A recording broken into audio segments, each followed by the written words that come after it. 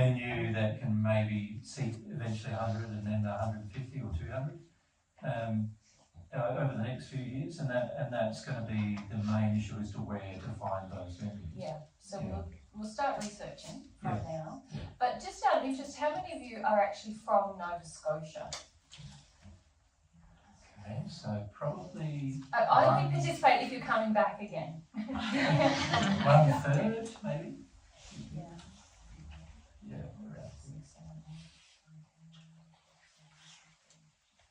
18. Yeah, close to it.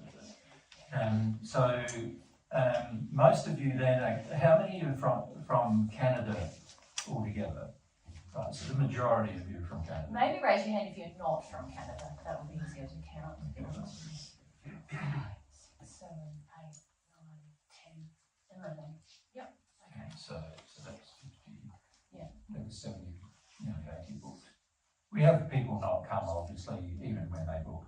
I must say this event is the least amount of no-shows as well. Yeah. So that's good. I have a question. Yeah. Would you can use mine in this discussion? So Mary and I can do it again. Okay. Would you consider presenting in 2 places in Canada? It depends how hard it is to get to the second place. Because the main problem we're having is the more we move, the less time we have with people. So, and we basically lose 3 days every time we move. You have a day going, a day coming, and then a day to set up. And then there's pack up as well, depending on how much. And then if we do a 3-day event and we've got to set up for the event, there's no time for us, Mary and I, at all to do any feeling or anything else. That's kind of why I'm asking you about where it's convenient to access, because we want to make it good for you, but also good for us. So if we go to a place that's reasonably convenient for everybody, then we don't have to move and people can easily come to us. The good thing about being near Halifax is that people from international people can get here relatively easy. It's just on some routes, flying wise. And obviously the only other real options would then be, say, something like Toronto or Vancouver. You're from central Canada, aren't you? I am. I'm just a little bit north of Edmonton, and I have 40 acres. Yeah. And I have perfect accommodations for it. Yeah. In Morinville, they have a building called the Cultural Center, Yeah. where you have, it's a professional setting. Yeah. So you could have 600 people, or you could have 200 people. Yeah, the issue is how hard it's to get to for everybody. How many people have to hire vehicles to get there. And so what we're trying to do when we assess the location, there's a number of things we assess about the location. The first thing we assess is the venue itself, whether it's got comfortable chairs, it allows us to plug in our own sound systems, and that it's not too much cost per seat for people to donate to. We're normally aiming between sort of the 10 to 20 local dollar range per seat per day, because we feel that's sort of like a reasonable thing we can cover with donations. The other things are, we also consider things like accessibility for everyone, not just for the locals. Because if we are accessible to everyone, see what we're considering next year potentially is that because this trip's been so difficult to go country, and every week presentations 3 days, what we're thinking next time is that we sort of have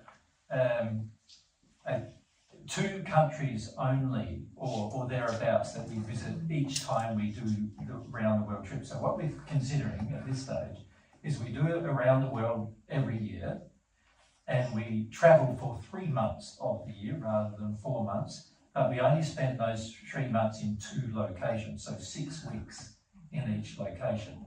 And then the next year, we sort of choose 2 other main centres. So what we're thinking of at this stage is like next year, we're thinking like something like either Portugal or England and here.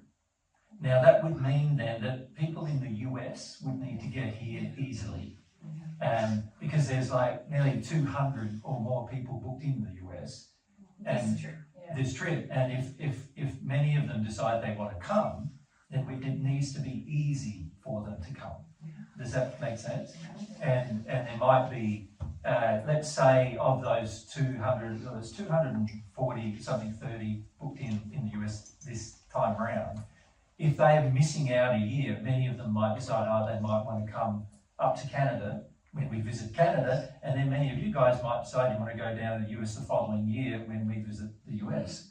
And so we've got to allow for the size of the venue to cope with the numbers of people that might rock up for those times. Does that make sense? And also that's why we're thinking about somewhere with an airport, like Halifax, for example, Somewhere more has an central. international airport. Yeah, and the least amount of hire vehicles needed, and like all that, because that just adds to your costs. So just saving money for us is not the best option, because love needs to consider your costs in amongst what's going on. So the more people who are travelling, the more difficult it becomes with things like hire cars, accommodation, and all those other things. So it has to be somewhere relatively central and relatively close to a location where people preferably don't have to hire vehicles and things like that. Did most of the Canadians who are here drive, if you're not from the right here? Yeah. Did all of you drive? Did anyone fly? Did anyone fly? Canadians? Canadians who flew. So quite a number of them flew, yeah. So you would have flown in So Canada. particularly those of you coming from That's Vancouver. what you fly. Yeah, because that's a long drive, isn't it? So you fly. Yeah. That's like a 10-day road trip, isn't it? Yeah. So, yeah. So we understand that we need to make it relatively easy to fly in, fly out, and to be to a centre that you can fly in and fly out to. We really love Nova Scotia. To give you our thinking about Nova Scotia, we do feel that our first, one of our first overseas God's Way venues will be in Nova Scotia or New Brunswick. So at this stage, we have an interest in coming here too, because we've always felt that it would be one of our first places for a God's Way venue. And once we have a venue, of course, that's where we would go, to the venue. And that would also negate needing to hire, a venue and even equipment. And So we equipment could and sort of have a base there that's set up. And also, if we build the venue properly with just like a accommodation, a little kitchen, then we can actually stay there while we're there as well, and we can meet with people anytime. And that's our sort of longer term goal. Now that's going to take quite a number of years to achieve, probably 10, in the sense of finding people who are going to look after that, who have the right spiritual condition is really the important thing. So that's sort of what we've been looking at, and we've been looking at this sort of latitude south of Halifax, right across through, so sort of middle of Nova Scotia, you could say south, right across to New Brunswick, the same sort of latitude. That's the kind of latitude we're looking for. So that's like the St. John's latitude in B, isn't it? And then a bit in the country, but not too far away from a major centre. The issue we have in New Brunswick, of course, is that it's much harder to get to it with flights and things like that. Especially internationally. You've got to go international, and then you've got to get a little plane and go to the St. John's Airport, basically. And so that makes sort of New Brunswick, even though we're interested in that area, makes it harder to access. Whereas here is a lot easier to access because you've got Halifax as your main centre, and pretty much you can fly into Halifax. You guys mostly use Air Canada or something like that, do you? Or WestJet or something. Yeah, and WestJet has some European directs to Halifax, and it has some US directs to Halifax, and it also has some like the other side, domestic, doesn't it, directs to Halifax. You can also fly into the States and like not too far and drive into Nova Scotia. Yeah. It's cheaper for people in the States. Yeah, maybe fly to, well, Philly's about a day's 12 12-hour drive, isn't it? What? What's the? Toronto. Maine is Boston. Maine. Bangor. But I don't know if there's any major airports there that are on major routes either, so this is what we're trying to And there's work also out. the ferry that goes From Digby St. John to here. Well, there's one that goes from the States, Maine, to To here. the lower portion of Nova Scotia. So people can drive. So people can actually Drive. drive here, yeah. I drove up from Jersey. If I would have been it straight, it would have been about 14, 15 hours. Just using what you Oh, actually. sorry.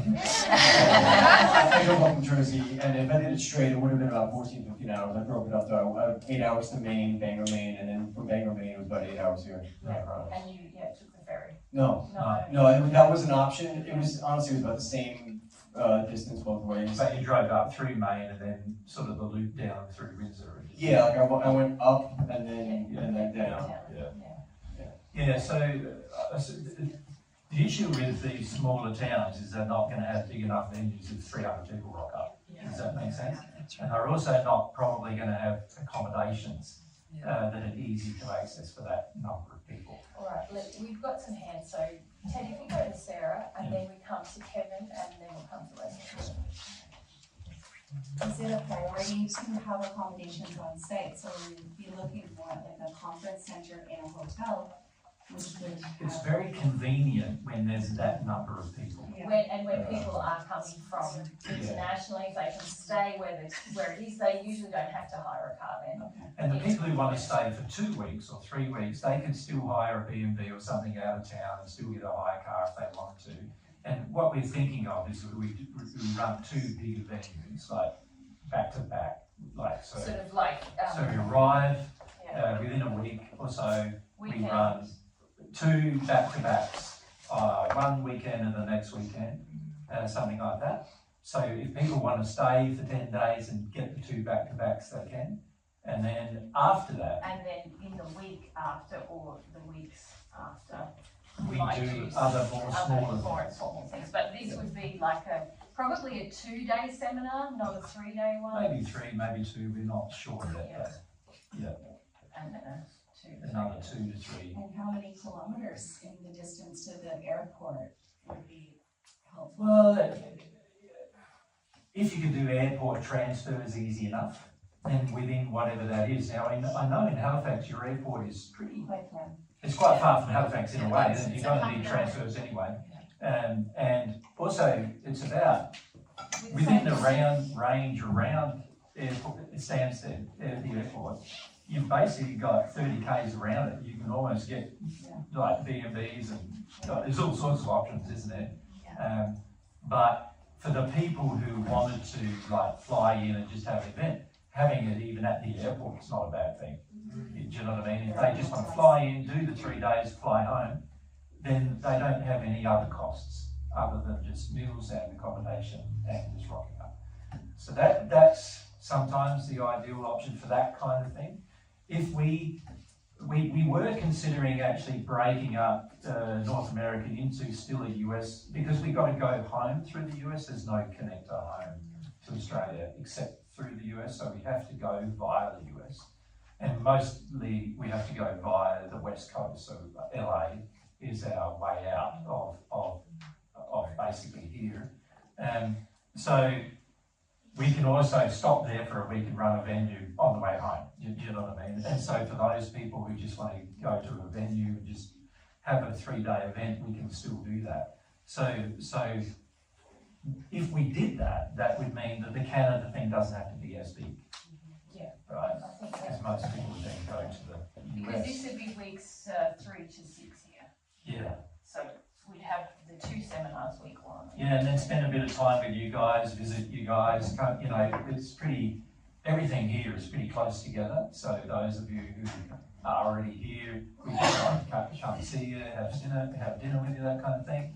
And we can also do a little bit of a scout of our own for different locations we're thinking of for the future venues that we would like.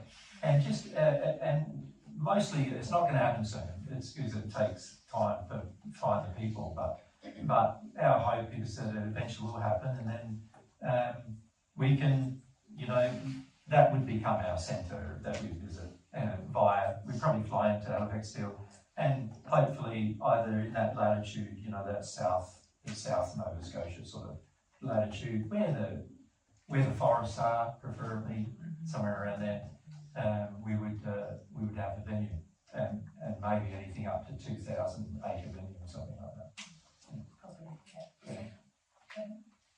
Yeah, I was just gonna add, in Nova Scotia, there are a lot of, either legions or community halls Yep. that seat, you know, close to 200 or Oh, okay. 100 to 200 or something. What's their chairs like though? Well, no, this is what you have to plan for, Because right? Like, if you guys take off all your cushions, yeah, And sit there Sit just on until that longer. chair. And then- yeah, it would be very uncomfortable if you sit there for an hour. Right? yeah, and I guess it would just be that if you plan for that, then say, okay, we need to hire some chairs or something. Well, the then problem with hiring, this is what we've found in all of our, we've had 16 years experience with this. The problem we've found with hiring things like toilets and chairs, and there's a lot more things that go wrong. And everything Mary and I organise, the Spirit's trying to undo what we organise all the time. So if they're going to go wrong, they'll go wrong. You know, that's fundamentally how it works. And so generally speaking, what happens when there's more than one venue to hire, and there's other logistics to sort out. Usually in the last minute, things get cancelled on us, and all sorts of things happen.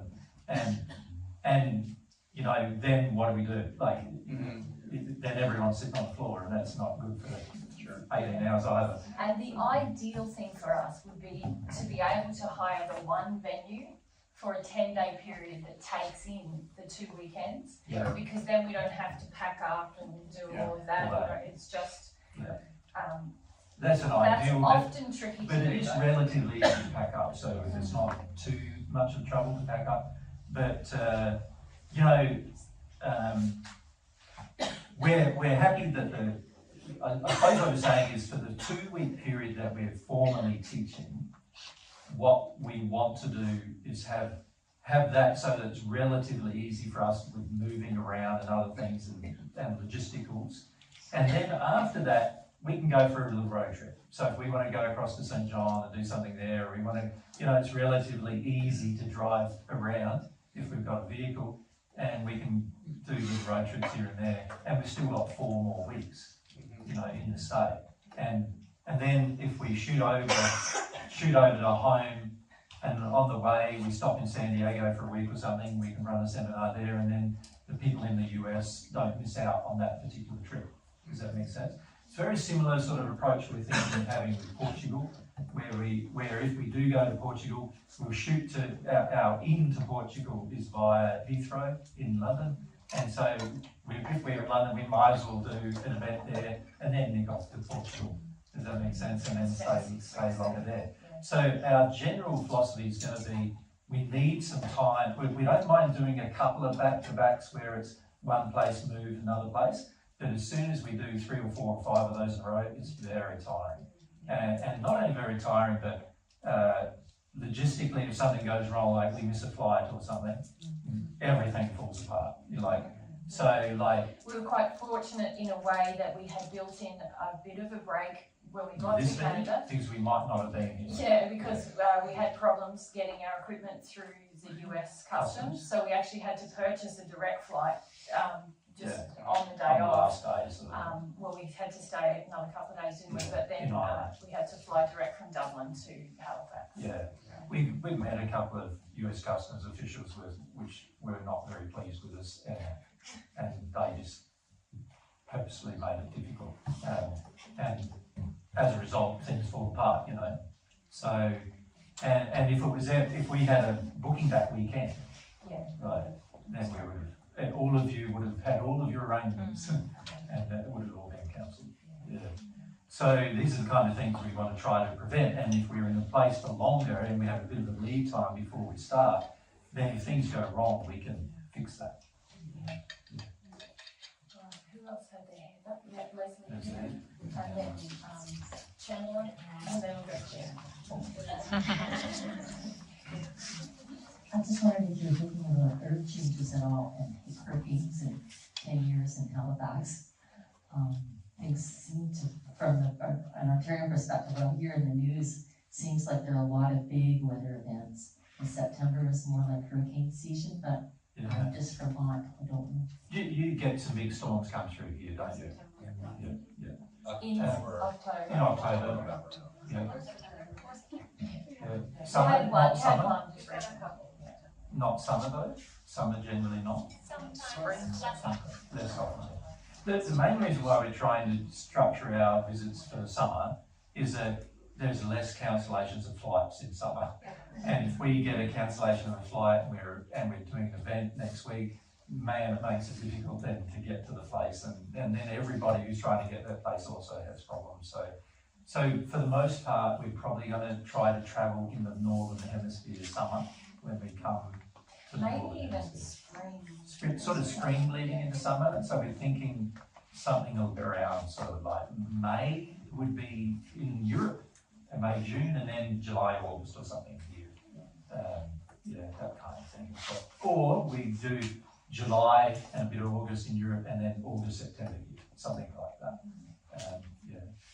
But we want to try to reduce it by a month for lots of practical reasons, but also we want to reduce the number of stops. Because for again, lots of practical reasons. The more we can stay in one place, the more time we have to meet people. When it's just short, we just rush in, present, rush out, don't really get to know anybody, and that's really not what we want to do the next few years. We want to get to know some of you and that kind of thing. You might not find it in your search on the internet, but because the airport is outside the city, there's actually lots of very inexpensive shuttles into different hotels and things. Right. Yeah. Sort of that hotels, like an airport transfer that's. There is an airport transfer. I don't know that you actually have to stay in the hotel, but yeah, it'll take you from, usually to the airport to downtown. Oh, right. Yeah, we were considering like places like Toronto, but that's not where we probably want to centre in the future. So, and we don't want to have a centre on the west coast of Canada either, for some practical reasons as well as for some, economic reasons, and also it's not the kind of thing. Mary and I want to set up venues where there is a sort of a lower socio-economic vibe rather than more farming type of a vibe than like in a city or something like that.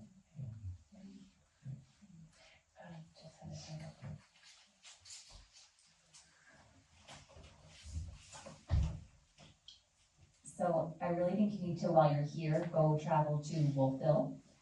It's where Acadia University is, and because it is a university town, there are buses that come straight from the airport to the university to be able to drop students off. Yeah. And they have a local theater called the Atlantic Theater Festival. It has sort of an amphitheater seating, but it's like a miniature version with comfortable seats, bathrooms, that kind of thing. There's also hotels there, the Old Orchard Inn, that there's a lot of weddings. So again, they have it. Yeah, and you can actually stay in the summer when their students aren't there. They rent out the dorms for very cost-effective.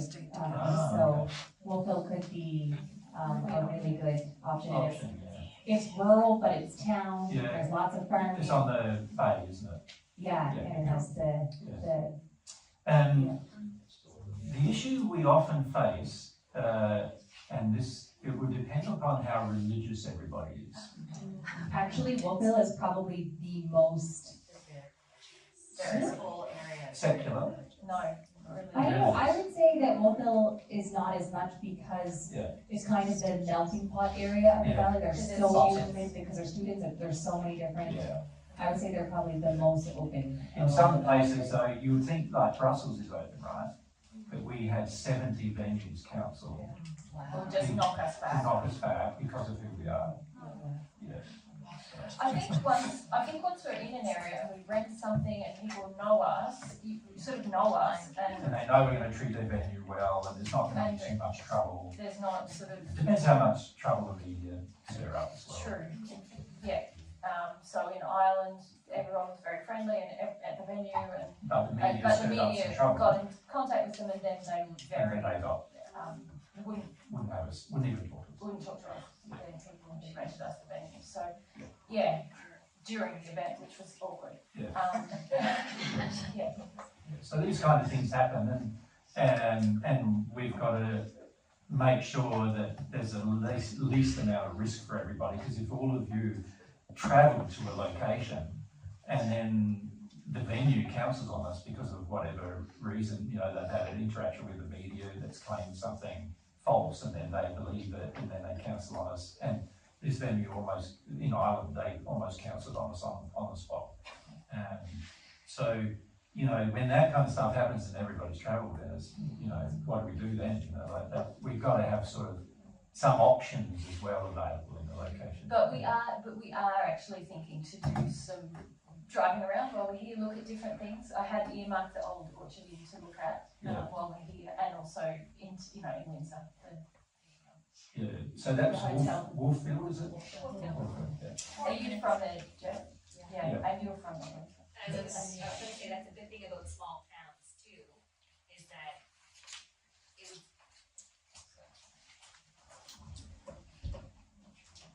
Everybody kind of knows everybody. So if you had a couple connections to the people in the town, even if one venue canceled, you probably know somebody's dad who owns another venue, and Yeah. so. We also find the opposite also It exists, can be really good, or it can really go south. where everybody there just makes Sort it. of, Yeah. turns. We've There been, is a town in England that had a town meeting and said that they would never have us back.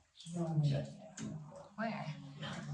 And nothing really raucous happened at the No. event, nothing of it. nothing, we just talked about spirits and spirit influence, and, it got around the town that, yeah, we were bad news, so.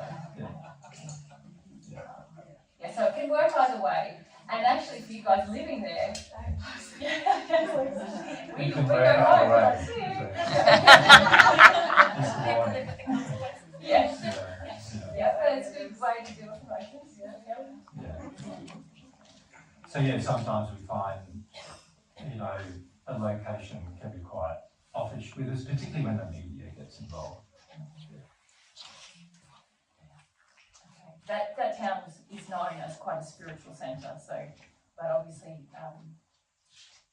they didn't want us to mess with The spirits didn't want us to mess with anybody in the town, their spirit so they connections. made sure of it, yeah.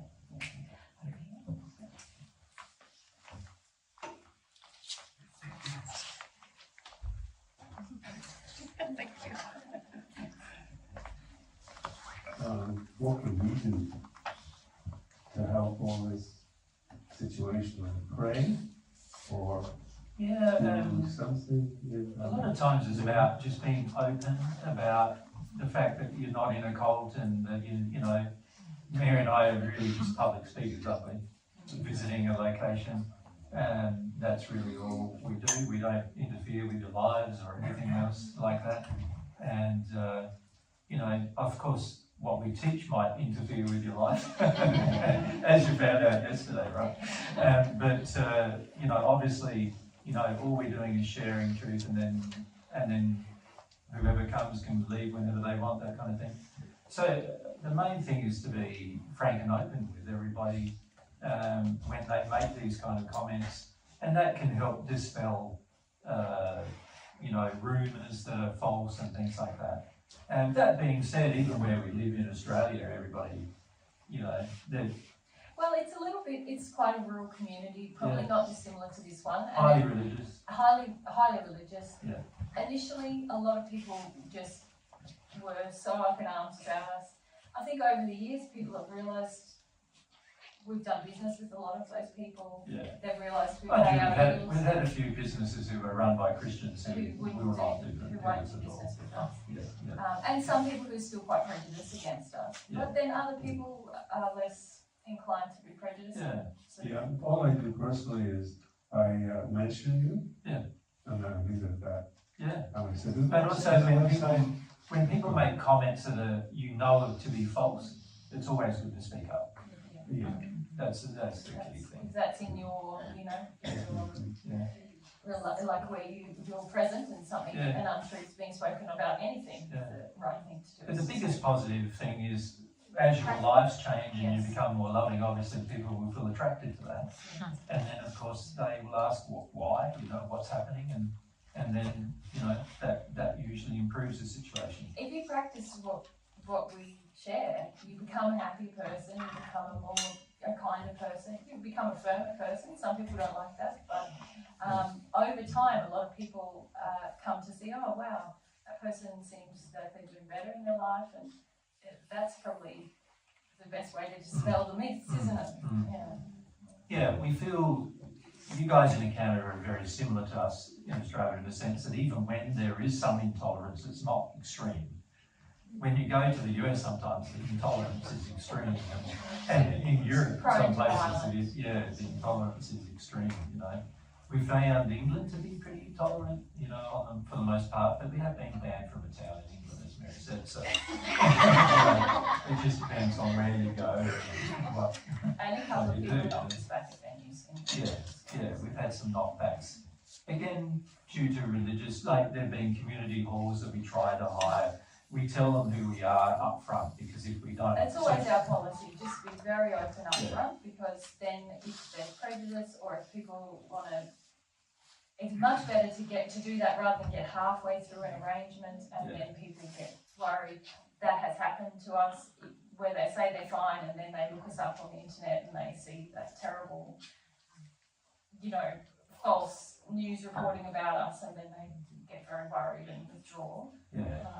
Yeah, or as soon, you know, as soon as they hear I'm claiming that I'm Jesus, that's it for me. It's just like, no, that's it. And if there's like a religious person on the board or whatever, then, you know, they make a big song and dance about it generally, and then that's it. And we don't have those venues available. So it's not as smooth sailing as you guys think when it comes to setting up things, as you can imagine. And that's in pretty much every country we've been to.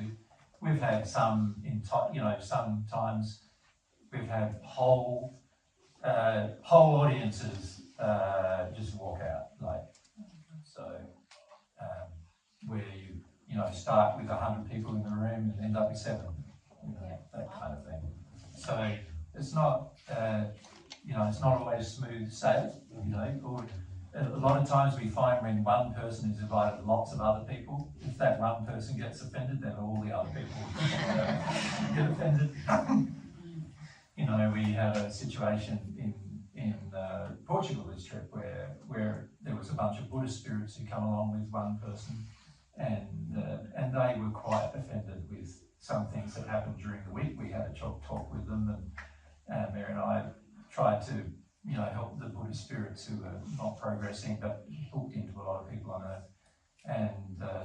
And half of them progressed and the other half didn't, but the other half got angry, and so they got very angry with the people on Earth about us and so forth. And so, you know, you end up with, it's funny because sometimes you end up with more people because of it, and sometimes you end up with less people because of it. It just, you know, depends on the spirits and the people and their interactions generally as to what happens. So these are the kind of things we deal with regularly, and the key is to try to make it in such a way that it's arranged in such a way that it can go as smoothly as possible, basically, given all of these constraints, is what we try to achieve. But yes, you can pray, but also, you know, I think the best thing is to practice the principles, God's principles, because that brings you to be a person who will speak up when untruth is being presented. But not in an angry manner or belligerent manner. Not in a defensive manner, just in a, Yeah, that's not true. That's what I was thinking of, being an example of something. Yeah. That's the best of it. Yeah, it is, yeah. It's It is, very yeah. listening. Yeah. And we feel, for lots of different reasons, which we won't go into now, we do feel Canada has always been, it's always been on my radar. I visited here, what was it, probably 17 or 18 years ago, I think it was, and I've visited a couple of times. And I've always felt that generally people in Canada are more tolerant of things, and as a result, they're generally more open-minded than many. And that also means that when they do hear truth, they become quite enthusiastic about it as well. So, yeah, so I feel that's the advantage of coming here, and that's why it's one of the places we would like to get started first. There'll be other places around the world we'd like to have the same kind of thing as what we've set up in Australia now. But that's going to take a longer time, given the spiritual condition of different countries and what's going on in those countries. All right. Well, I think we've covered what we wanted to cover there. Just to let you guys know what we're thinking. So I think next time we might look at Wolfville, and if that sort of doesn't come off, then maybe we can look at something closer to Halifax. And what we've found sometimes is that people who make business arrangements and want to have business, generally they are more tolerant of what goes on if the media gets involved or whatever. But the people who make arrangements, like more personal arrangements, if the media get involved, they get very challenged generally. And most people get frightened of the media. They're frightened of, the media are generally bullies, and most people are quite frightened of them. And so we find venues who want to maintain a reputation are not always good to go to, because if the media gets involved, then the venue thinks that we're tarnishing their reputation by being there, and it gets a bit tricky after that. Some venues, they know that we won't legally sue them or anything like that, so they're perfectly able to cancel on us even halfway through an event.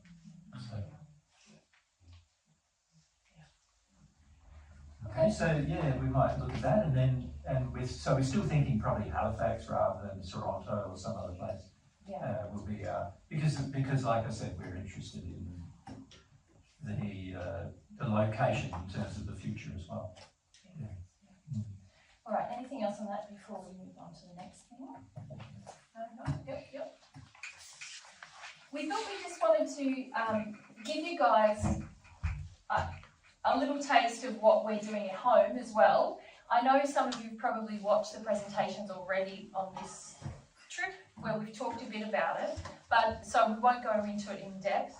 But we did want to mention God's Way Limited in Australia, which is the organisation that Jesus and I are founding members of. It's a not-for-profit organisation, and the part of the purpose of that organisation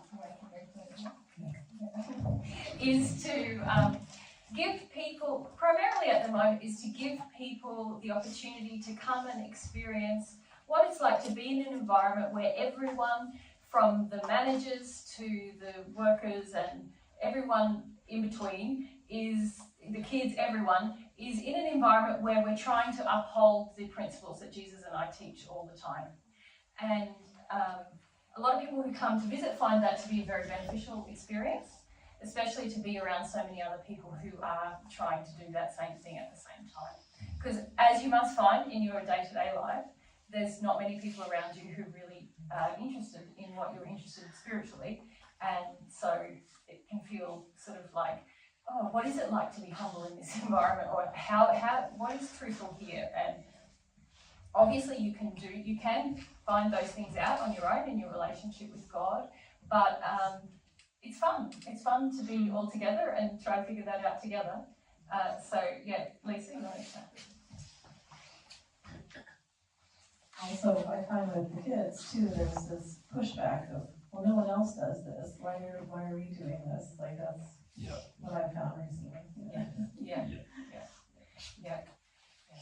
So that would be nice to see, I guess, if you're in an area where everybody's doing it, there's more of that examples. Yeah. And also being around parents who are also trying to parent in harmony with God's laws. But in terms of the physical work that's happening there, no one is paid also, I should say, in that organisation. So everyone works as a volunteer, even the managers and everyone who's got a role within God's Way is a volunteer, including the board and the managers and everyone. And we've been very benefited by the donations of certain generous people, mainly in Australia, who have donated quite large properties of ex-farming land, which we are working to recover environmentally, using lots of different experimental methods, which is also fun. We get to experiment with what's God's laws in practice in terms of environmental regeneration. And we've benefited from quite a lot of heavy machinery as well that's been donated. So Jesus has designed a project called the Terrace Project, which is about creating terraces or flat areas on land that's been heavily eroded, very steep land, through cattle grazing, and sort of creating places where the water can gather. And we've been doing lots of experiments with seeding and various things in those terraces. And then so maybe a few of the details would be good about that. So God's Way in Australia owns 1,000 acres of land. At the moment, they're looking at selling 600 of those acres in order to build a venue. But so that would mean we're left with 400 acres. And the projects, the donations I've received, this is God's Way, not Mary and I, have probably totaled close to $2 million from different people in Australia. And that has enabled buying this land, and also there's been machinery donated. So 20-ton excavator, 20-ton dozer, tractor trailers, to a couple of vehicles, a van and a four-wheel drive. Mary and I donate to God's Way as well in Australia. And so it's like a fairly big operation in terms of, and it's all about recovery, at the moment, environmental recovery, as well as the focus on building our first venue. Yeah, that's our first venue, so we don't have to hire venues. Yeah, that's our big goal at the moment in the organisation, is to raise enough capital to be able to create a venue that we can hold regular events in the local area year round. Yeah. And when we're not there, that other people in God's Way can do presentations about spiritual matters or environmental matters, or even anyone in the local community who has an aim that's in harmony with love could use the venue as well. Yeah. So that's our desire. Yeah. So I tell you those details because in terms of, like, if we do something in the future in Canada, you can see we're going to need a similar amount of land for all sorts of reasons, and a part of it is so it's not like a community. It's not going to be a community living centre. It's a teaching centre, and we call them God's Way learning centres. So in other words, it's a centre for teaching God's, like what Mary and I are teaching in practice. Where people can come and actually spend days or weeks there and actually put into practice the principles, and the managers are making sure those principles are adhered to. So that's the point of it. And it's also to create a centre where anybody in these locations can come there and know God's principles will be upheld here, right? So it's sort of it gives us the beginnings, I suppose you could say, of helping every person in the country initially, and then also on the continent that the centre is in, to have a place where they can go to and find out the truth about what Mary and I teach, and also how it looks in practice.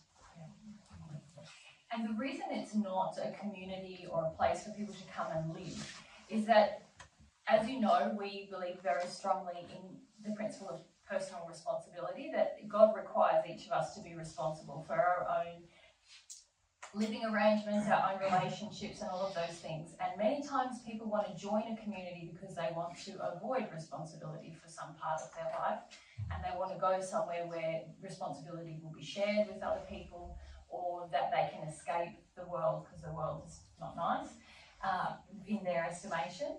And we really believe that the future of God's truth on earth is that people are in communities and living God's way as an example, and that every person is equal in God's eyes, whether they believe what you believe or not, and worthy of love and respect and, you know, all of those things. So we're really not interested in creating a special separate place. We have the activity days, we call them humility and practice days in God's way, and they're really just so that people can gain experience of what does this feel like and how do I practice this practically in my life. So, yeah. Kevin?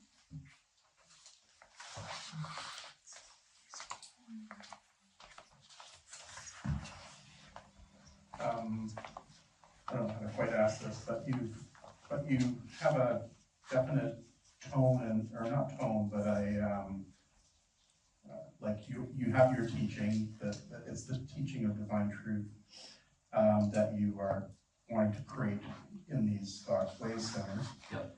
But I've also heard you mention in the past that sometimes there's a challenge with, you know, kind of other people taking it on, you know, kind of getting into egos or other things that come up.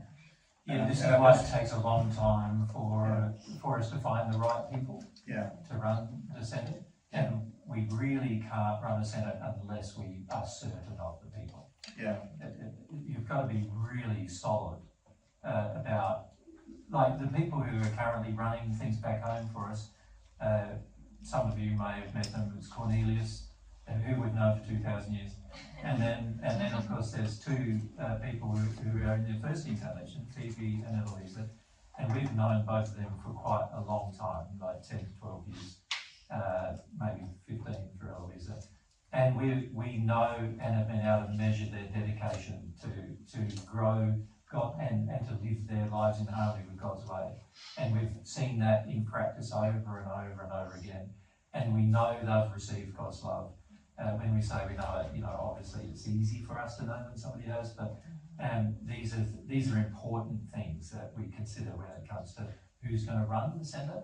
And the people have to be so dedicated that they're prepared to live life the same way Mary and I do, which means they live by donation too. They don't actually have any form of income other than what people donate to them to live as well. And so the God's Way organisation, it's a member-based non-profit, and that organisation does not need to provide wages to anybody.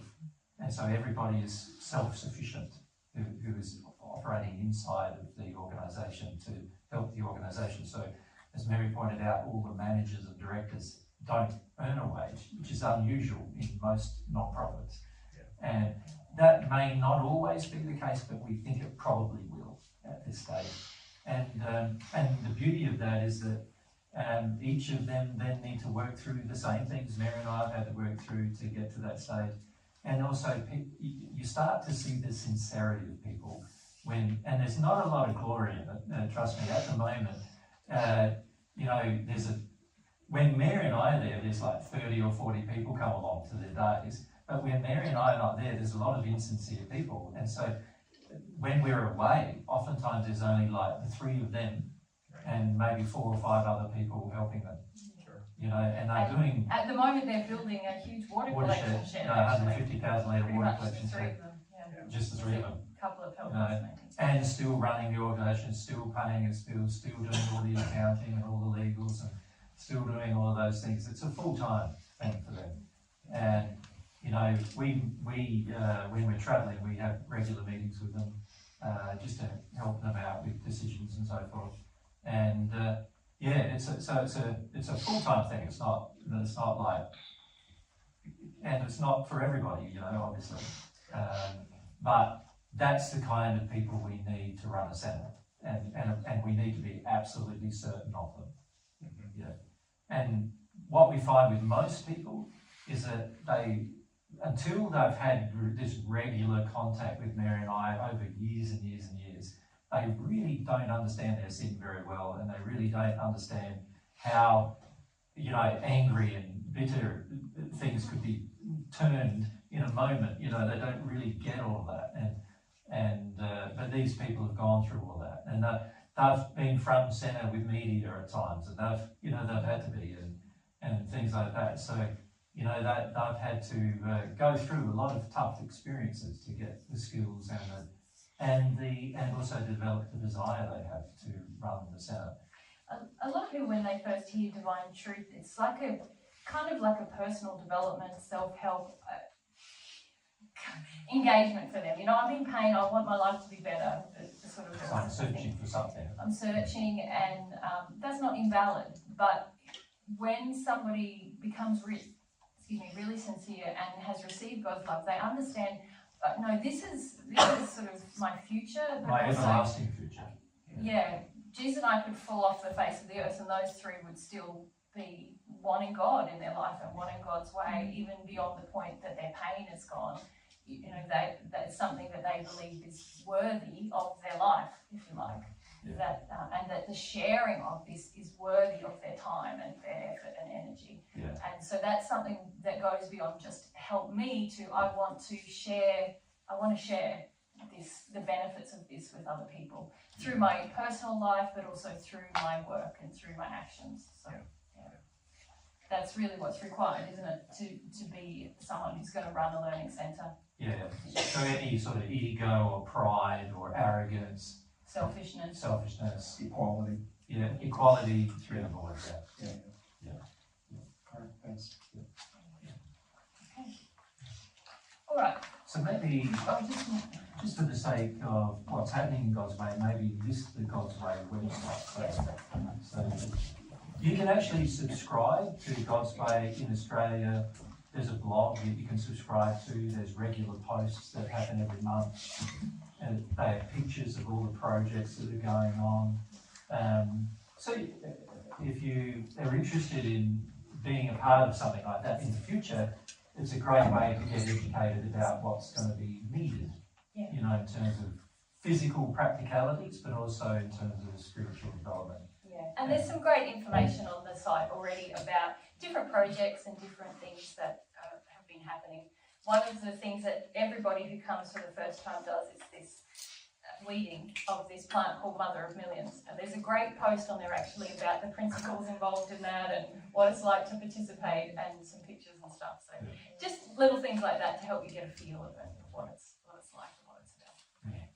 But we also want to mention those guys because they are sort of holding the fort down while we're away, and they're really putting God's principles into practice. And one reason why you haven't seen much of us in terms of visiting for the last 5 or 6 years is because most of our time and effort's gone into getting that established. And now we feel quite comfortable with where it is, and we're quite comfortable with the skills of the people who are now involved in running it at a day-to-day level. Mary and I, that releases Mary and I to travel again. Does that make sense? So that's one reason why we're travelling again, is because for the since 2016, we've been trying to set up. It's taken 8 years to get that sort of established. And it's been hard work, like lots of work to do, and lots of structure to set up. And at the beginning, there was no properties owned or anything else, and generous people came along and donated those particular things. And this is what will happen in any country, we feel, if the motive is good. If everyone knows the motive is good, that, and the motive of the individuals involved is good, then of course people are happy to participate and share whatever they can, resources, time, money, and there's many people who come who don't have any money, but they help out with their time, and things like that. So, and this is the beautiful thing about it, is if something is done with sincerity and love, sooner or later groups of people will start recognising that. And you think of all the negative media attention Mary and I get, and yet these things are still happening. So that indicates, doesn't it, that there's groups of people who are not so outspoken with the media and everything, but who believe the principles that we're teaching and want to help in some way or another. The other things I thought just quickly to mention before we move on to your questions is how to stay up to date with what we are doing. So I think most of you would know, but I'm going to write it up here as well, for anyone watching a video as well, that we should say that our website is fairly out of date. Jesus has been the creator and updater of that website, and as he's just said, he's been extremely busy with other projects the last 8 years. So we've really reverted to using what used to be my blog as kind of the place to update everyone on everything. Kate, our dear friend who passed away last year, was working very hard with Jesus to create an updated website, and I've seen the initial stuff they did. It's beautiful, but unfortunately until another programmer comes along who wants to help with that, it's probably not going to be launched, is it? Well, it depends on one of two things. One is having a programmer who I can work with personally who's living the same way we do, or buying some programmers in to do it. And buying the programmers in to do it, I estimate, probably costs over 100,000 Australian dollars to finish off our project. It's an unusual project because we want about I don't know if you guys know, but we actually can make a copy onto a disc of everything we've ever done and give it to you, and the website and everything is included on it, and you can run it on your own PC without an internet link. And the reason why we want to continue that philosophy is in the future we see that there's a lot of poor people in the world, and they might have an old computer, right, some of them, and like a community computer that they often can use, but there's no way they're going to have internet or anything else to download or stream. They don't have any of these things. And at some point we want to reach these people, right?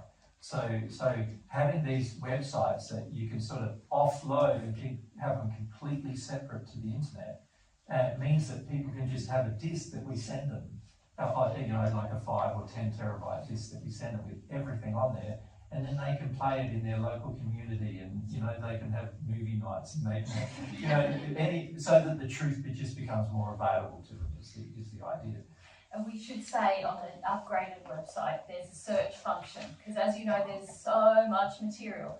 And what Kate and Jesus were working on is to be able to enter, there's a lot of work being done over many years on transcribing many of the talks. And so programmatically, they were creating a program where you could find the keywords, because as you know, in some of those older talks, Jesus would talk about autism and the spirit world and so many different subjects within the one talk, and then you think, where did he say that thing about the thing? So what they were doing was creating a keyword search in the transcription so that you could enter a keyword and it would return to you the transcript and the video and the audio of every time that was mentioned with a timestamp, so you could literally go there and listen to it. So it was going to be a way to make all of what's already been presented very readily accessible in lots of different ways. So having an offline function of that would be very handy, because you don't actually have to have an internet connection then to search to find information. It's like having a database really offline. Yeah. So that's our goal, and it's a very unusual goal programming nowadays. Most people want to centralise everything back onto the net, and we're trying to decentralise everything away from it for lots of different reasons, practical and otherwise as well. But also because it's a great way of sharing truth with people who are poorer, who don't have fast links. And in the Western world, we're quite privileged, and most of us don't really understand how privileged until you actually go to one of the other countries that are not privileged, and you see the way in which people live. And at some point we want to be able to share with them truth as well, so that's why we want to do it the way we want to do it. Yeah. But in the meantime, before that's all done, Mary.DivineTruth is where I put semi-regular updates. But certainly if we're going to travel again or something like that, it would always be announced there. Also, there's a new link that Jesus has created for all events, which is event.divinetruth.com. And that's where you can find listings. We might change the booking system that we've used this year, but whatever system we use, it will be found at event.divinetruth.com, event.divinetruth.com, I should say.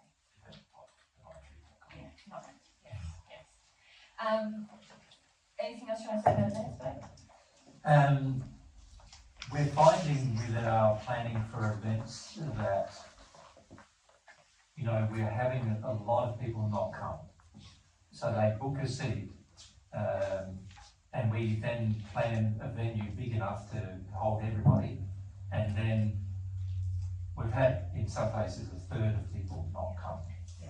So when we don't want to stop people from booking, and we also don't want to have some kind of monetary system where they penalise for booking and then not coming. We don't want to do any of that. But we would just like to remind all of you, and those of you listening to this presentation, that it's very unloving to book something and then take away the booking from another person and then not come.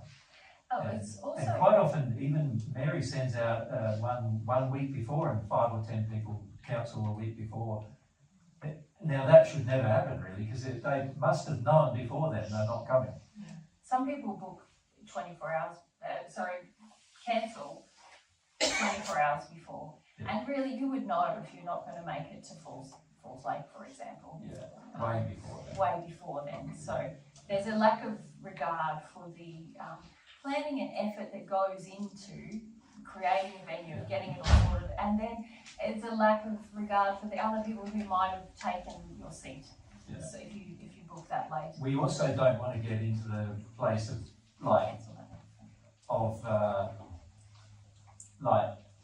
getting a venue that's 1/3 smaller than we need. You know, like, so if there's like 90 people booked, we get a venue for 60. We don't want to do that either, because if 90 people do rock up, then 30 of them don't have a seat. So it's a bit tricky when you're doing free venues, you know, because free events, because everybody thinks that, oh, because it's free, it doesn't matter. And in fact, it should matter more, actually, that it's free, that you want to help out, like, in terms of keep it free. And so when it comes to the venues and that, Mary and I, obviously, for most of our venues on this trip, Mary and I, we pay for them directly ourselves, and we pay for them out of donations we receive. But in the case of this trip, quite a lot of the money has come from people in Australia to pay for the venues, actually, not from people where we've visited. And in fact, in some venues, we've had very poor donations when we've come to the place, and if it wasn't for the venue in Australia or 1 or 2 people, we'd be quite, like, we'd have to go home before we come to Canada, you know, like that kind of, in terms of running out of funds. So we find generally that it all works out, but we would just like to remind those of you who have booked events in the past and then don't cancel and have not come, that is a very unloving thing to do. And we'd like you to do better with that. so that, you know, if you book something, you either come, and if you know you're not going to be coming and you can't plan it, then cancel the booking and we can give it to somebody else. Now, we're happy for additional people to come at the venue, particularly if there's the seats available. So, you know, what happened in some venues is, like, you know, some people missed out coming because other people who booked didn't rock up, they were free, and we could let them know and they could get there in a bit of a rush, but it's not always possible to do that. So it's far better if what we're trying to do is make sure the venue accommodates everybody who's booked. And some, really. Yeah, we like to do that. Yeah. Now, there's a few venues in this trip where we haven't been able to do that because they've been at people's homes or people's private homes. And when it's run at people's private locations, we are to a degree constrained by the requirements of the person, you know.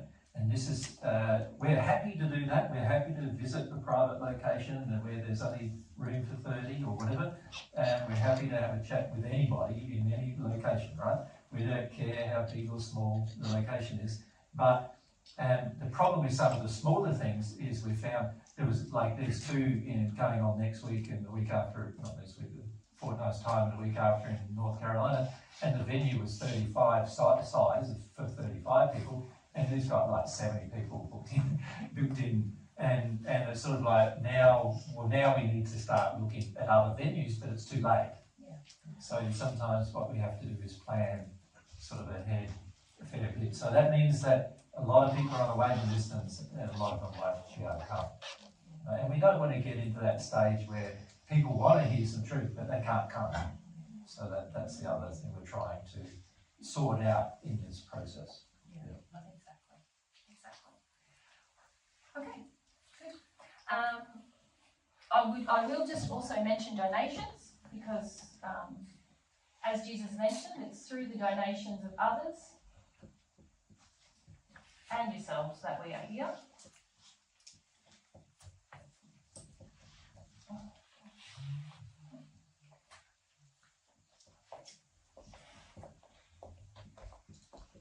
And there's now a direct link if you do want to donate to us.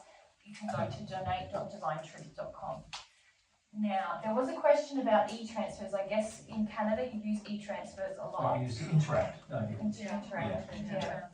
I'm just going to check my phone and see if we did a test this morning to see if it works. Yeah. You might not have the best internet connection. Yeah. It is actually working, so. No. No, it won't. Can you do it to me? Yes. Okay. Yeah. All right. So the problem is that Interact doesn't seem to allow donations to our business account, the Day3 business account. Yeah. But it does allow donations to Mary's account. Yes. So So to do that, you would have to make it a personal donation. It still benefits both of us, obviously, but you would send it to mary@divinetruth.com, not donate@divinetruth.com. good donation, that is. Oh yeah, usually to use your e-transfers, you would have been entering donation@divinetruth.com. If you change that to mary@divinetruth.com, it would work. So we primarily receive donations via Wise, and Wise has been fantastic to us. We can talk to them, they sort out problems, they haven't been like any of the other places all around the world who have all these rigid rules. They're not suspicious of us right off the bat. And they've been very good with us the whole time. Now I don't know if that's going to continue, but we also have the ability to donate via a credit card too on the website. So you'll see that listed on that donate page. Oh, nice. Is that Mary app? Yeah, this is the updates. That's a blog, so that's a website. That's a website, mary.divinetruth.com. But to donate using the e-transfer is going to be mary@divinetruth, which is an email address. So we don't do that so much in Australia where you attach an email address to a financial transfer with your bank, but obviously here that is what's common, and so you need to use mary@divinetruth.com. It's the email. So we'll deal with your questions as you go. So This is Just a quick question about credit card. I noticed maybe a year ago or less, I could go on and donate via credit card really easily, and then a few months ago I couldn't do that anymore. Has that been updated? we had a little problem with the credit card people where they blocked our credit card account because people were trying to filch money out of it. And so, but now I have changed it so that there is what's called where you got to choose you just click a button that says you're a person. And now that's been changed, it's all working again. Now, I don't know how long it's going to work for, but it's now working again. That's it. That's all right. I'm wondering, the reason why we use e-transfer in Canada is because the fees are a lot lower, whereas like PayPal Wise, they take a bit of the money. Is it preferable for us to send e-transfer to you? Well, Wise is pretty good with fees, and we love them so much. We don't they take a very, very small portion of fees, but also when how it affects us with WISE is that with most money that's donated, we also have to transfer it in Australian dollars before we can use it. And they actually have no fees associated with the actual conversion process that all the other banks have. And so sometimes we're losing hundreds of dollars in the conversion process that with WISE you wouldn't lose anything at all. So yeah. So this email address that you use is going to come to my WISE account. yeah. So in Australia, to do a bank transfer from say your bank account to my bank account, I would go into we have what we call online banking, and I would enter, or say I'm transferring to you, I would go into my banking and enter your bank account. But in Canada, it seems like you just use an email address. Yeah. And so I've linked, that is the email address associated with our Canadian WISE bank account. So it should be like a bank, like WISE anyway. It does come into WISE. So Do you have a preference? Because I could do both, e-transfer or WISE. Is there one that's preference? Not really. It's got to all go into the WISE account anyway. You're talking about WISE Direct to our Australian WISE. That's probably easier for your accounting. Not really, because I've got to do transfers anyway. Right, because this would come to personal and you have to declare it as business. So. Yeah, well, with pretty much all the stuff now going to the mayor's account, I have to put into our business account anyway nowadays, because a lot of people get it all mixed up and it's all a bit of a mess actually, to be honest, and there's not much we can do about that. And so I have to work out, the intention that you had was, see, if we know you personally, we can receive money as a gift. But if we don't know you personally, we can't receive money as a gift. So it has to be declared as income. And so in Australia, we declare what we receive as donations as income, except when it's a gift. That we also have a stat deck in Australia where you actually write a legal document saying it's a gift. And we, that's the only way we can receive a gift really now in Australia. So most of the time it goes in the end, it ends up in the business account and then we sort it out there. So really the answer is whatever's easy for you. Yeah. So we want to make it as easy as possible for you to donate. And we try to do the same in God's way as well, make it as easy as possible to you to donate. And so the donations, what is ever easy for you, and we bear the consequence of it on the receiving end, you know what I mean? The only exception of that is cheques. We can't receive cheques. Australian banks have now counselled all cheque transfers, international cheque transfers, processing of all international cheque transfers. So there's no such thing as being able to process a cheque anymore. So that we can't do that anymore. We go, Tim and Leslie.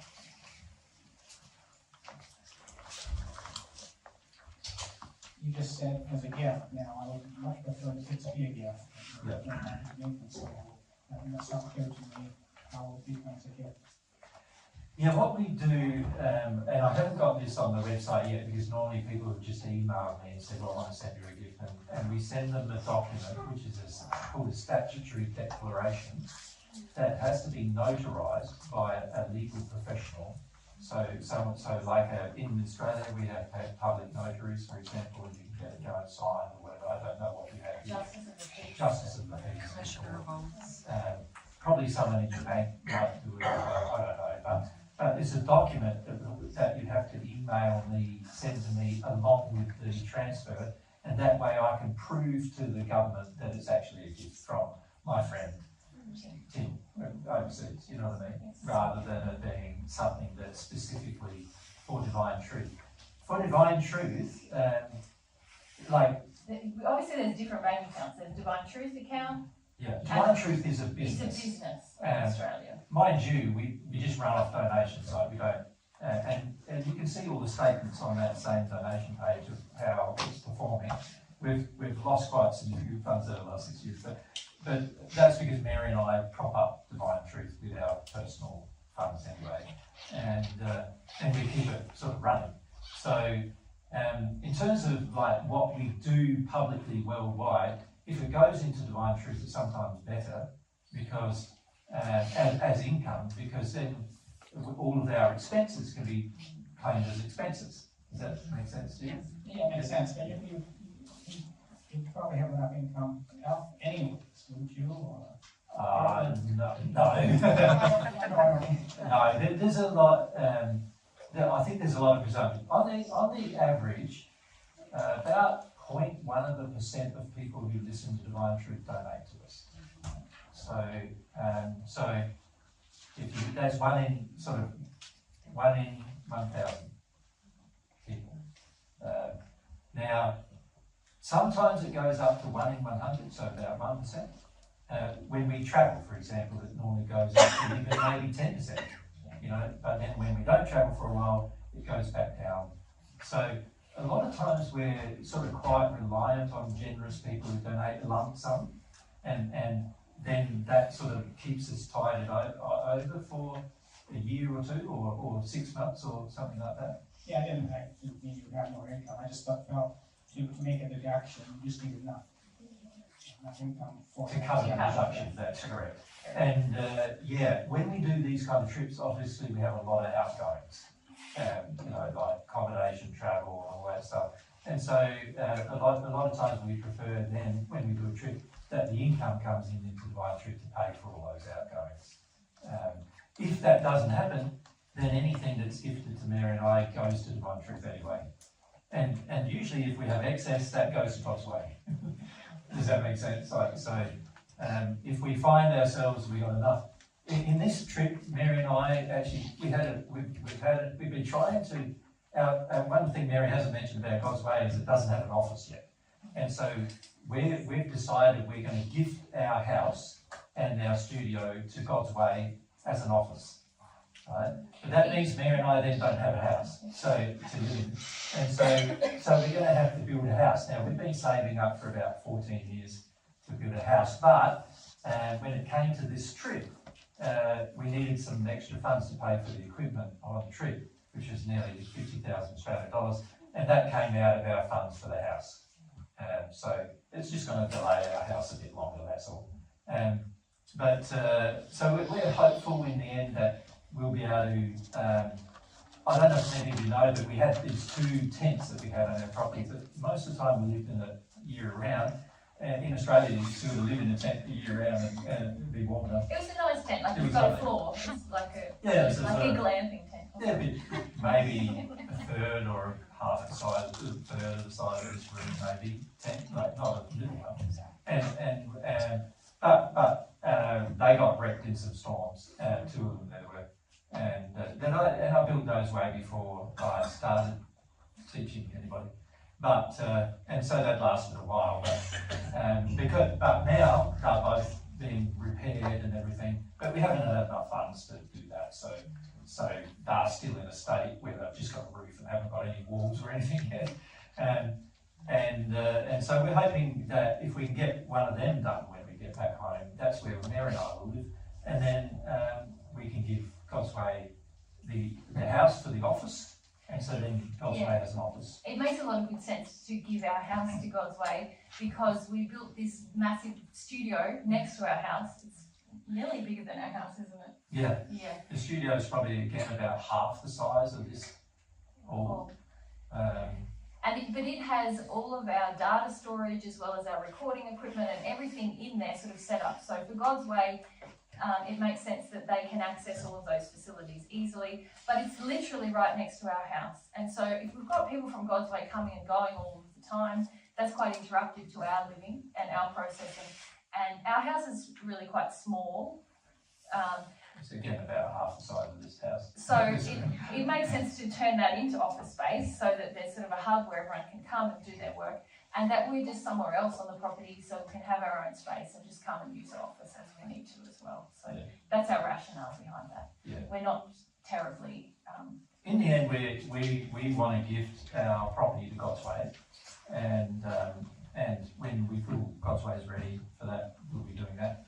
And because Mary and I, because we've been travelling so much, and our intention is just to keep travelling, in Australia but also overseas, we don't really need a single place of residence except for just a few months of the year or 3 months of the year. So we're thinking we would just have a place where we can go home to rest, and then off we go. Okay. Michael, Leslie, quickly first, sorry. There is something, that the CIBC Bank in Canada, we have very few banks in Canada, so lots of, there may be people, who are in that bank, has a global money transfer, which has no charge at all. And the information it wants is right on the Donate website, the banking information. So instead of using a email, you use the banking information per se. There's no charge at all. If anybody wants to talk to me afterwards, I'm happy to.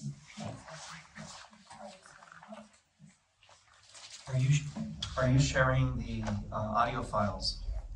The audio files? Yes, I am.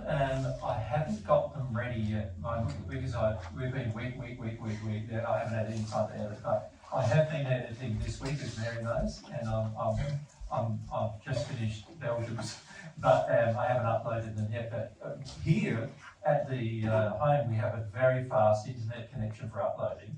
Where last night I was getting like nearly 20 megabytes a second upload, which is very unusual for anywhere we've been in the world. And so this week I'm trying to manually get all of the audios up to now done and get them all uploaded. And you can download them from our sync server, which is called sync.divine.com.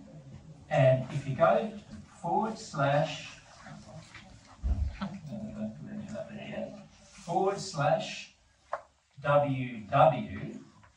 underneath that you'll see there's Ord High and Ord Low. It might be 2024 first, and then Ord High and Ord Low. So 2024 and then /Ord, and you just click, once you go to there and you just click on www, you'll see the next one down, and you just click on it like a website. There'll be Ord High, and now Ord High is used for people who have been doing the videos. They can actually download that, and it's the exact unedited, chopped up audio, just of the whole audio for the entire day for the event. And you'll see them listed per event. And if you want something to load onto your mobile phone or something like that, you go to Ord Low, and in there'll be MP3s that you can download and put them on your mobile phone, and they'll be a lot smaller, right? If you go to Ord High, it's going to be very big files, like 2 gigabytes to 5 to 6 gigabytes each, and obviously you can't put that on your phone. But if you go to Ord Low, they'll be much smaller files, and they'll be MP3s, and you can download them onto your phone and play it on your phone or something like that. Does that make sense? Yeah. So I'm hoping this week to have that fully sorted, but it just depends how much time I get this week. We are having meetings with people this week and other things going on, so, but I'm hoping before I leave Canada by the end, which is next Monday, that I'll have been able to get, there's actually about 26 or 28 files, 28 days of stuff I've got to get sorted. And it takes me around about an hour to sort each day, so a bit more than an hour. So it's going to require about 30 hours this week of my time to get that sorted. So, but if I don't get it sorted this week, then fundamentally it's not going to get sorted for the rest of the trip, because every single week from now on, we've got, 4 day, and then it's 3 day in and out, and there's not much time.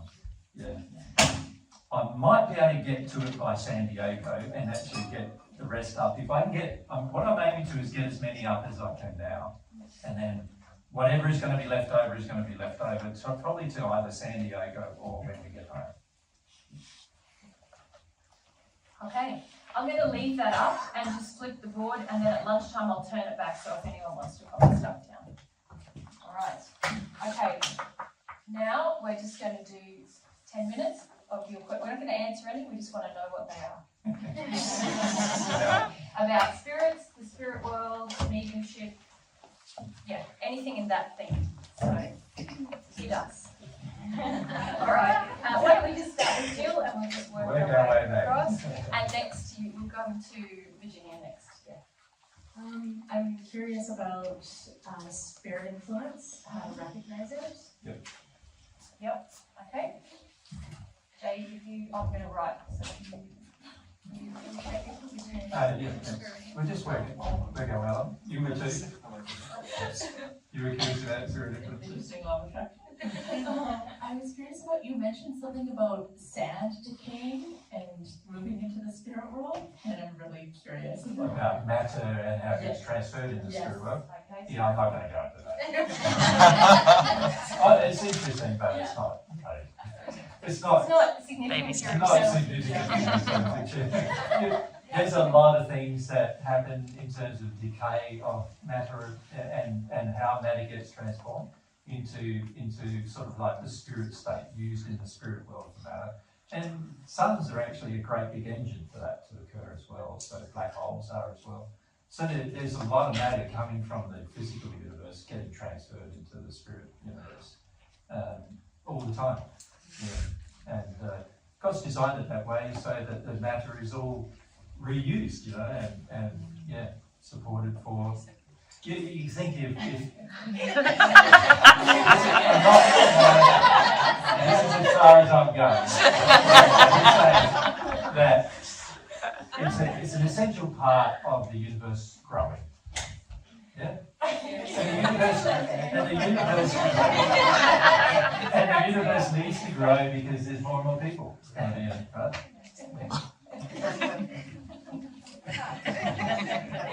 Just loves God's truth on every subject. I'm quite fascinated with all the technicals. And one day, in the future, once we cover the basics, which I feel we haven't done yet, and we might, have a chat with some scientists about how things work and things like that. And maybe one day that'll get recorded and you'll be able to listen to it. You might not understand much of it, but yeah, go Lisa, and then we'll go to you. Specifically on spirit influence, getting put to sleep. Yeah. What's happening? getting shut down. Getting shut down, yeah. Yep. Okay, Virginia. I'm curious about how my sin affects spirits. How your My sin sin affects. affects spirits. Yeah, good question. Affects spirits? Influencing me. Yeah, and you influencing them and them influencing you. Yeah, and I don't know if this is part of the same question or a different question. How then is that affecting like people that are close to me, like my sons, my granddaughter? Yeah, it's all how am I related. affecting them or the spirits? Yeah, good question. You might start with that one, actually. Because it's on the subject of sin as well. Yeah, so let's come with the mic now. Just if you hand it to each other as you go along here. And if we start, where are we? Why don't we start at the back on Start the at the side back and and work our way forward. Yeah. So, I have two questions. Yeah. One is recently I experienced emotional processing and realized that it was actually some spirits that were really overpowering me, and it was a huge experience. And I'd like just more clarification on that and how to maybe discern or delineate. What's me? You know, because it was what's like my own feelings, what's theirs, yes, that kind of thing. yes, yeah. My feelings versus spirits. Yep. And you had another one? Yeah, most of my interaction with spirits since I've been little is been more, I think, from natural love spirits where there's a transaction going on, and I have a really deep desire to communicate with my daughter in the spirit world. Yeah. And abortion, and I've been writing her story, and I feel really blocked. And yeah. I'm hoping that maybe you can qualify the qualities of what it's like to, speak with somebody in love, and how to connect with a loved yeah, like one. how to connect, or an aborted child. Yes. Yeah. Okay. Yeah. So we're going to call that mediumship. You might not get to all these, right? But No. Yeah. Far away. My question is similar. Yeah. In a way, I'd like to know if there are spirits that are affecting myself or others in my life in a negative way, and how I might be able to communicate with them in a loving manner to help them. Like how to recognize it. Yeah. Like what is the chaos in my life or other people's lives that are being influenced by spirit, and then how I can connect with them to help them, so that we help each other. Yeah, okay. So, how do we summarize that? We're going to say how to recognize spirit influence, how to help spirits who are influencing me. We go over. This is probably very similar to Virginia's question, but how is my sin affecting my miscarried child? Sin affecting your miscarried child. Yeah. Yeah. Okay. About sleep, so I'm not totally sure it's exactly spirit world, but with regards to some situations I'm having at night and my daughter's having at night, I think it's spirit influence, but I'm not sure. Sleep state experiences that cause you to wake up or yes, exactly. Seeing things in the room when I arouse. When you sort of just at the time of waking. Yeah, I see a lot of people in the room and I'm just not sure if it's my brain as I'm waking or if it's actual spirits. And my daughter has a lot of, anyway, if it's on topic, I'll ask you more then. So. No worries. Okay. So come over here now. And on that topic, maybe insomnia as well, like how insomnia may be affected by spirit influence. Not wanting to go to sleep or being scared of going to sleep. Not wanting to wake up. Not wanting to wake up. Being scared of waking up. Or being children wetting the bed. that kind of thing. And then also, for my question around guides, so how to connect to our guides, and also specifically, because I have heard you guys talk about how to connect to guides, but how to talk to guides, like what kind of relationship is that? Do I talk to them like a friend, but sometimes I get confused about what that relationship actually looks like? Yeah. Yeah. It's a good question. We have answered a lot of these questions in our travels, by the way, already. So some of them we might not answer because we've already answered them. But very quickly, your guide knows you so well. You don't have to be all formal with them. They know you. Just and they see everything you do, by the way. Scary. They know you fart. They know that They know all the things that you maybe don't want anyone else to know. Right? Yeah. And they want to be your friend. So. And they're not motivated to attack you or pull you down or denigrate you or condescend to you or any of those things either. A divine love guide will never demand that you treat them as anything other than equal. So if you have a spirit guide who you think is a divine love guide, who you feel like you've got a highfalutin air about himself, then he's not a divine love guide. No. Come over there. Sorry. Who's next? No, over here. Oh, I'm sorry. I'm going one of the other. Yeah, you have one. Yeah. I'm curious about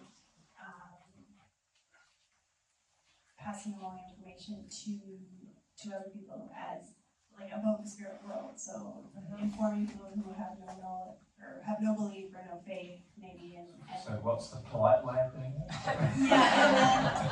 And then I'm curious if that's not taken into their soul, like if they just hear it but they don't necessarily take that information to their soul, are they going to have that information when they do pass so that they know how to navigate when they get there, how to look for a lighter spirit? No, good questions. Okay. Mary's got that, let me just make sure. Okay. Who's next? So we just put the mic down and just pass it to the next person who has their hand up when you're done. Yep. It's similar to the spirit guide question. How do I know that I'm talking to my spirit guides? Yeah, how about just generally, how do you know whether a spirit is a good one or a bad one, and guide, guardian, or whether just a family member, or whether they're a family member who is your guide, or whether it's a family member who is your guide, or a family member is just trying to mislead you and get you off the wrong track? How do you know any of these things? These are good questions. So we'll probably wrap all of that up into that one discussion, yeah? So we're here. I would like to know about the effect of having like a guardian spirit that is following, that's more inclined to natural love than to divine love. So next is up there. Where are we next? So and just on the subject of guides and guardians, how common or is it possible to have a guardian who is also your guide? Does that ever happen? Yeah, very common. Yeah. Yeah, very common. And we can talk about that. Who's next over here? Yep. Just like random thoughts that pop into your head. Yesterday I Where they come from? Yeah. They come from my dirty mind, or do they come from Like yesterday, it was like arrogant thoughts, and then just feelings of deep sadness, and then these sexual thoughts, and then feelings that just overwhelming feelings that you and Mary aren't actually who you say you are. It's like just one thing to the next. Where they come from, that's good. Straight in front. And this side, and his next side, just man the other. Telling the difference between like oppressive spirits around you versus like just your own negative emotions that are stuck. Yeah, so a similar question as yeah, sort of my feelings. Are they my feelings or spirit's feelings? We'll cover that. How to deal with generational issues in your life, healing, health, or also situational from generations being passed. Like you find yourself living almost your mother's life or your grandmother's life, or why do these kind of things happen? Like what's going on there? So how do we say that? That's about spirit influence, really, isn't it? Yeah. Like how the spirit's influencing the direction of my life, my decisions. Is that? Well, and also being born with what they were born with. Yes. Hearing that. Yep. Is that, and you meaning like with spirits? So with us the spirits, because so I'm going to say spirits and illness. Relationships between spirit and illness in a person.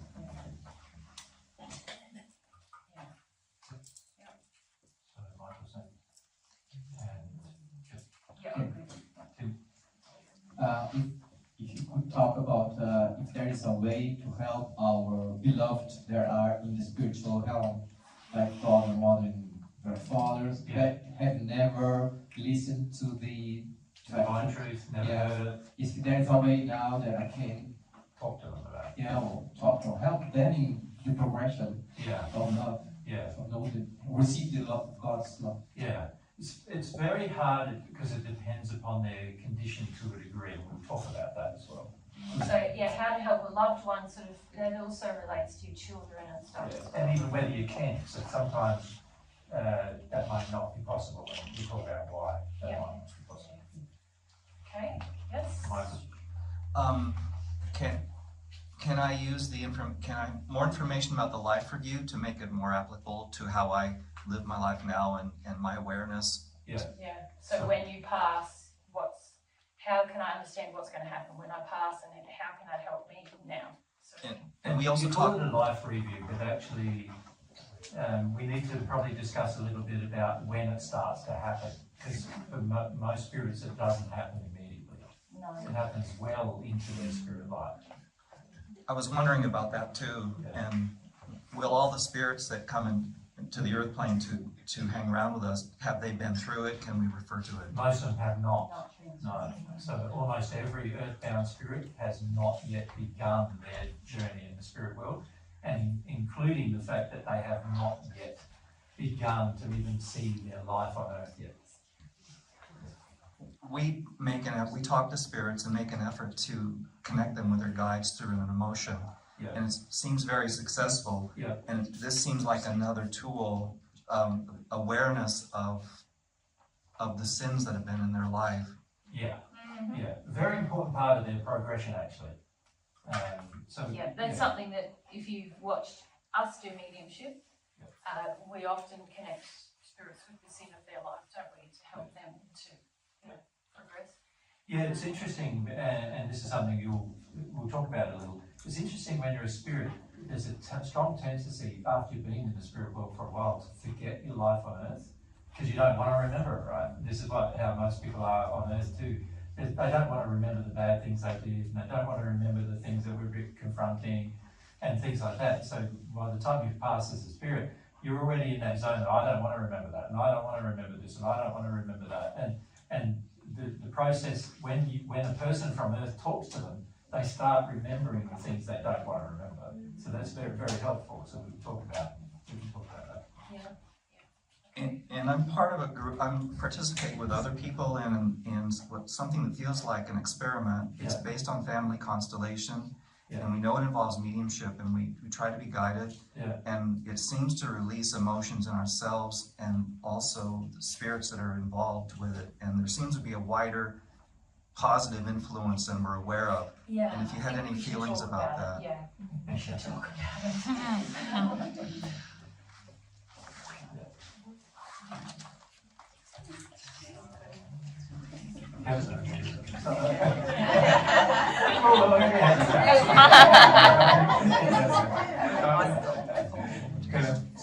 So really more around that communication, prayer, how you might connect with your intention or your dreams in communicating with spirit or guides for answers, things along that lines. Yeah. Or insights. I think there might be a bit of a misunderstanding there, though. That generally, they're going to respond to your will a lot when it comes to you discovering you. Okay. And they're going to help you discover you, but only if you want to discover you.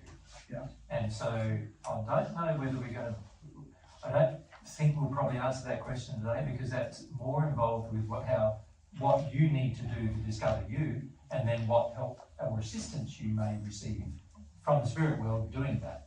But it requires a very sincere desire on your part. Yes. Yep. Yeah, first. Good to know. Yeah. Yeah. Okay.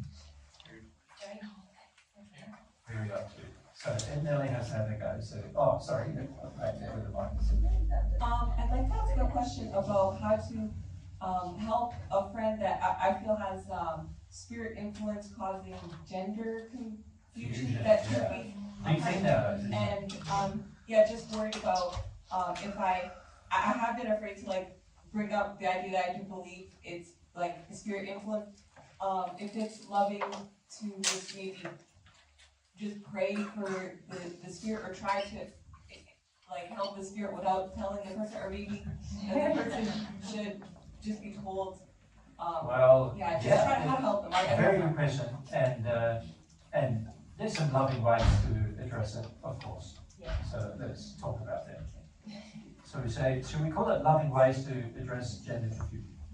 Yeah, I call it gender issues. Gender issues, gender confusion. Good.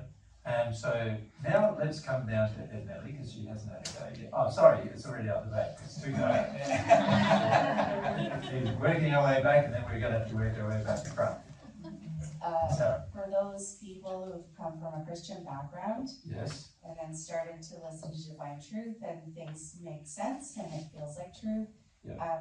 For years I thought it was the Holy Spirit talking to me, and I don't know if you know the feeling of feeling called towards something in your life, and so I feel like I've been led to good things in my life. Yeah, a lot of So people what think is that's that? God. Well, I do believe that's God, and maybe probably isn't, by the look on your face. So you're thinking this relationship with God that I have. No, it looks on my face. Go on. Yeah. Okay, so can we call it, what is God? What is the Holy Spirit? God, what is the Holy Spirit, Who's God? talking to me? Yeah, because it's fair to say that a lot of Christians believe the Holy Spirit talks to you, don't they? Or calls you through your heart. Yeah, they believe that too. Yeah, it's false, but we can talk that. So we've got guides, guardians, God, Holy Spirit, other. Which is which? Who's what? What's going on here? We need a scorecard. Where's the mic now? I think if you can bring the mic down to here now, we'll pass it back to the front. But let's start with Ed Nelly. Well, this fella has a question, Ellen. Yeah, fire away. So on the pyramid scale, Yeah. on the spiritual, Yeah. very top, what sin would I create, or the main sin that would stop me from entering into the love of God? Okay, so it's not really a spirit question though. So Mary wants to focus today on spirit questions, spirit-related questions, not spiritual questions. Okay. So she wants But the short answer is all sins will prevent you from receiving the love of God, and ultimately, Sooner or later. Sooner or later. So you can receive love to a certain point, but if you want to hold on to other sins, And by the way, the reception of love and of God's love depends upon your sincerity in the moment. Yeah. It's not something. So not sometimes you get really sincere in a moment. you could have lots of sin. Yeah. And you have lots of sin, but you could be really sincere about something in the moment. And in that moment, if you long for God's love, you will receive it. It requires sincerity in the moment, not your entire sincerity before you receive anything. Yes. So we. Fortunately. Because otherwise you'd be stuffed, wouldn't you? It's better to say that receiving God's love depends on sincerity. Yeah. The reason we talk about sin in relation to receiving God's love is because, as Jesus explained, sin impacts on your sincerity. Yeah. So anyone from any place, from the hells, anywhere, can be sincere and receive God's love. Yeah. But maintaining sincerity is going to be difficult because while you want to hold on to sincerity, sin, very hard. yeah. So if you're just in the hells and you're continuously sincere, you're going to deal with a lot of sin really rapidly, and you could receive God's love through the whole process. So over here, yes, Selena. Yep. How am I harming spirits that are attracted to me? Okay. So it's a lot about the spirit interactions, isn't it? Yeah. Where were they? Well, we had how to Mary, help I'm confused with the board now. Well, spirit world, spirit relationship. Oh, I got you. So, yeah. So how to help spirits to influence, how to harm spirit, how do I harm spirits? Because it is a codependence, isn't it? So Yeah. obviously they're having influence on you, but what kind of influence are you having on them? Yeah. So that's an interesting It's question. a good question. Yeah. Because they just people. What am I helping them avoid? Yep. Yeah. And that's very Or feeding in them that is bad for them. Yeah. Okay, so we're back over here. We need 3 days. Upon passing, how is the fastest way to go to the spirit world, even if that place is in hell? Yeah, okay. Spirit world, life review, and then we go how to enter quickly.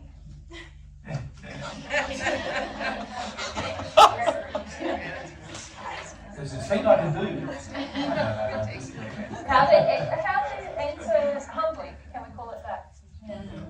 But honestly, it's something we need to discuss more about, because there is this sort of illusion that what you decide with your mind is going to be what happens when you arrive, and that's not true. It's what your feelings are that are going to decide what happens at the time.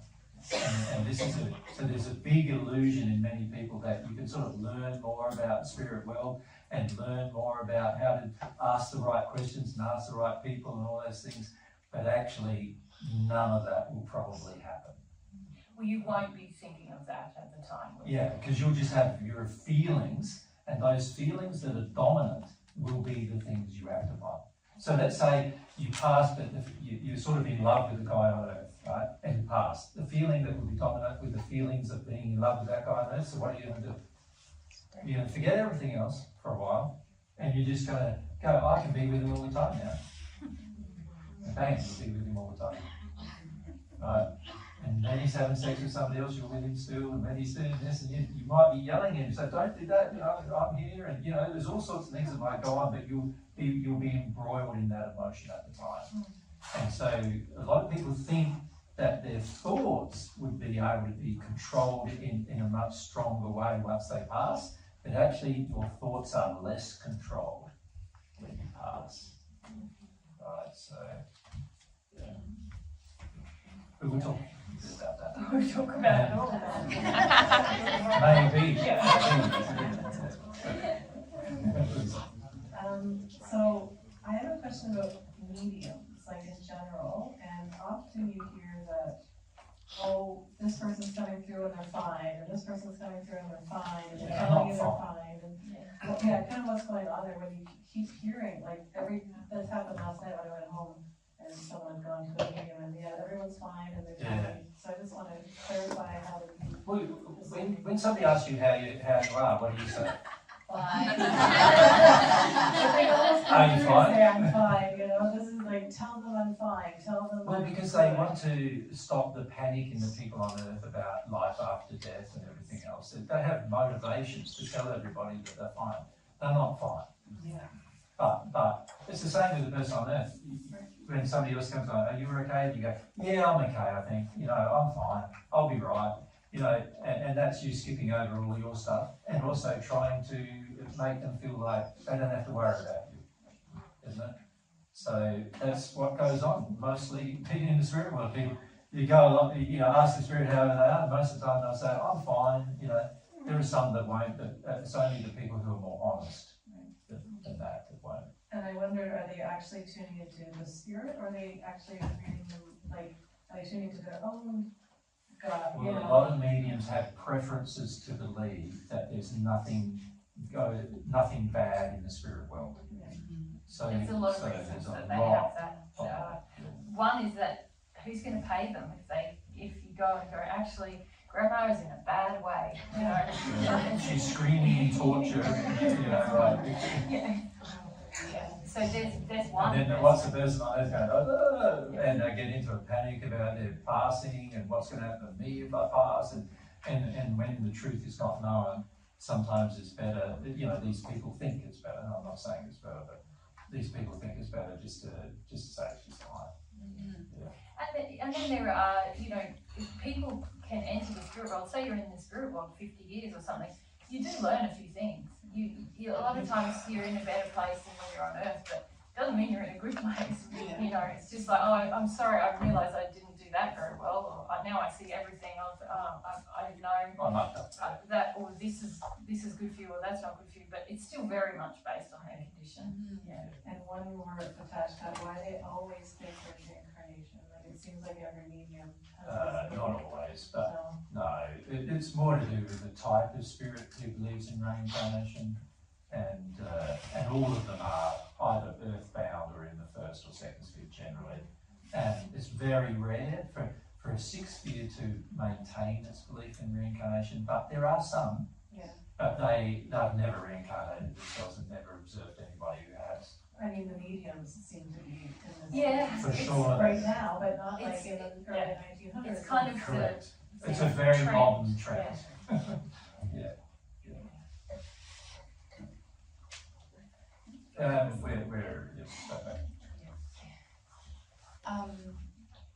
I would like to know when you go to God and when you go to your guides, because I tend to go to God for everything, and I've really been kind of, you know, since I've been on this divine love path, neglecting my relationship with my guides. I'm a little bit afraid of it because of all the stuff that's happened to me with spirits. So like, what is their function?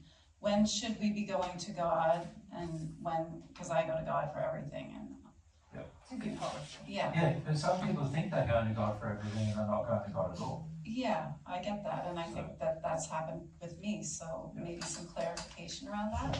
Yeah, so that's sort really of in the realm of guides, guardians, God, Holy Spirit, Right. who is who. Yeah.